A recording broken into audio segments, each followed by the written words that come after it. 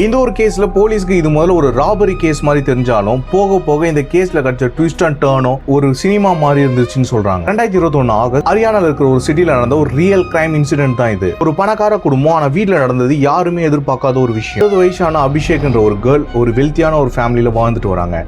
இந்த அபிஷேக் என்ற ஒரு கேர்ள் என்ன பண்றாங்கன்னா, தான் வீட்டையும் மீறி வெளியே ஒரு அஃபேர் வச்சிருக்காங்க. ஆல்ரெடி உங்களுக்கு கல்யாணம் ஆயிடுச்சு, உங்களுக்கு ஒரு ஹஸ்பண்டும் இருக்காங்க, ஆனா வெளியே தகாத உறவை வச்சுட்டு இருந்தாங்க. இந்த ஒரு ரிலேஷன்ஷிப்பை ஃபேமிலி தெரிஞ்சதுக்கு அப்புறம் அதுக்கு அவங்க பயங்கரமா புருஷன் மேல அலிகேஷன்ஸ் வைக்க ஆரம்பிக்கிறாங்க. என் புருஷன் ஒரு குடும்பக்காரன், அவங்ககிட்ட என்னால வாழவே பிடிக்கல, டைவர்ஸ் கேட்டாலும் தரமாட்டான், அதனால தான் நான் இப்படி பண்ணணும்னு சொல்றாங்க. இதுக்கப்புறம் இந்த மாதிரி ஒரு விஷயம் நடந்தோடனே இந்த பணக்கார வீட்டுல இருந்து இந்த பொண்ணை வெளியவும் அனுப்பிச்சிடறாங்க. இந்த ஒரு அபிஷான்ற பொண்ணு வெளியே போயிட்டு தன்னோட ஃபேமிலிக்கு போறாங்க. தன்னோட ஃபேமிலியில பாட்டி, அப்பா, அம்மா, ஒரு தங்கச்சின்னு இருக்காங்க.